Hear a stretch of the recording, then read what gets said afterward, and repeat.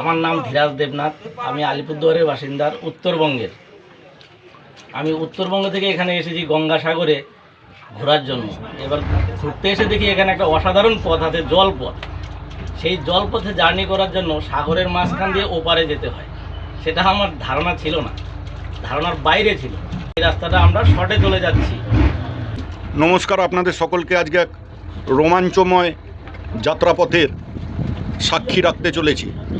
পশ্চিমবঙ্গের বুকে এরকম একটা ফেরি সার্ভিস রয়েছে যেটা দক্ষিণ 24 পরগনা এবং পূর্ব মেদিনীপুরকে এই ফেরি সার্ভিসের মাধ্যমে জোড়া হয়েছে। নিচে জেনারেল, উপরে স্পেশাল।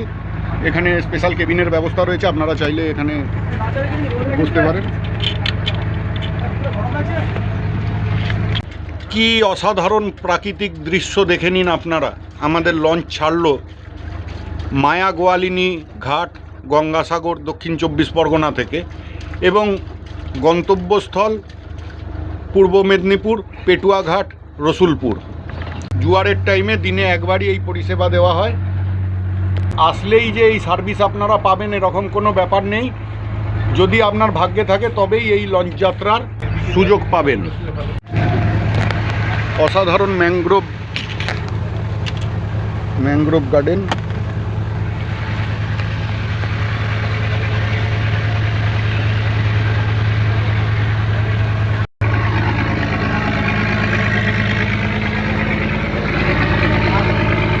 এই অসাধারণ দৃশ্য বলে বোঝানো সম্ভব নয়।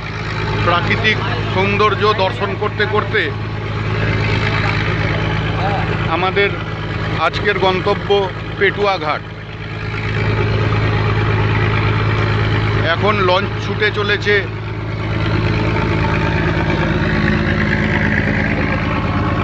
ম্যানগ্রোভ ফরেস্টের মধ্যে থেকে লঞ্চ ছুটে চলেছে। এরপরে সাগর পাড়ি দিয়ে আমরা পৌঁছাবো পেটুয়া ঘাট। পুরো যাত্রাপথের সাক্ষী রাখতে আমি এই ভিডিওটা করলাম। আশা করি আপনাদের সকলের ভালো লাগবে এই রোমাঞ্চকর যাত্রা।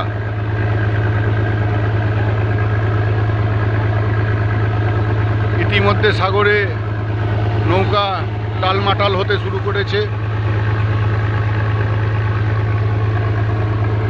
আমাদের নৌকা এখন খাড়ি থেকে বেরিয়ে সাগরে উঠবে।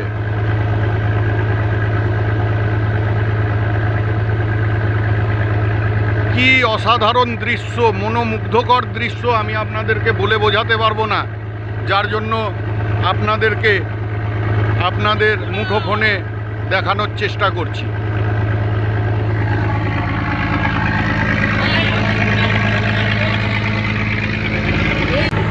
এই জার্নিতে যদি কারো অভিজ্ঞতা থেকে থাকে, চারিদিকে দেখুন জলে জল, জলে জল, সাগরের মাঝে চলে যাচ্ছি আমরা আস্তে আস্তে।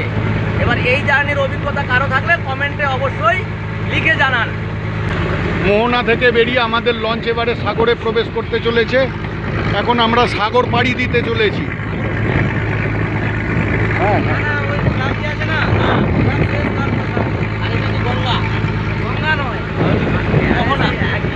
সাগর আর গঙ্গার মোহনা। ম্যানগ্রোভ ফরেস্টের জলপথ থেকে বেরিয়ে আমাদের লঞ্চ প্রবেশ করলো সাগরে। চারিদিকে জল আর জল।